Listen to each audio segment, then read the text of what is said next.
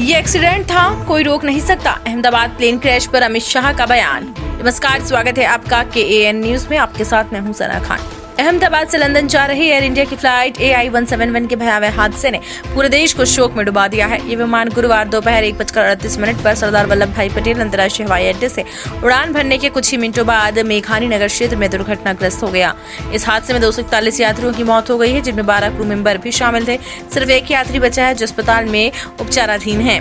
दुर्घटना के बाद केंद्रीय गृह मंत्री अमित शाह गुरुवार देर शाम अहमदाबाद पहुंचे।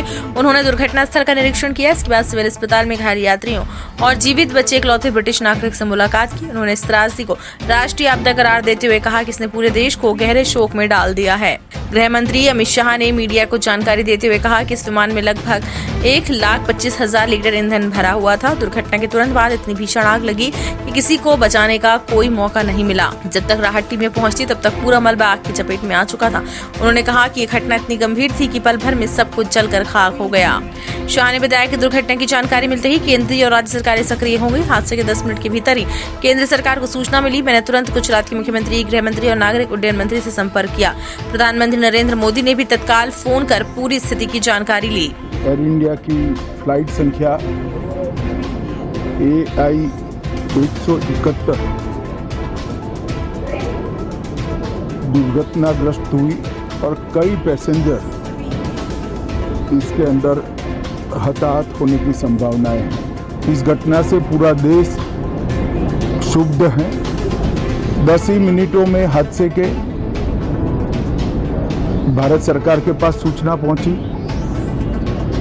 तुरंत ही मैंने मुख्यमंत्री जी, यहाँ के गृह मंत्री, होम डिपार्टमेंट के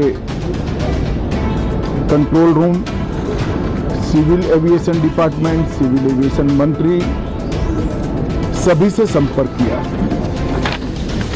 प्रधानमंत्री जी का भी तुरंत ही फोन आ गया और भारत सरकार और गुजरात सरकार के सभी डिपार्टमेंट एक साथ होकर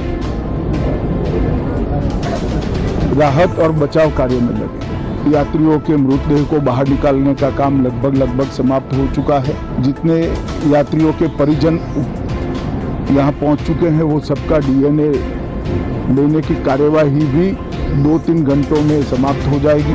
विदेश में जिनके परिजन हैं उनको सूचना देने की कार्यवाही समाप्त हो चुकी है और जैसे ही पहुंचते हैं उनके भी DNA सैंपल लिए जाएंगे।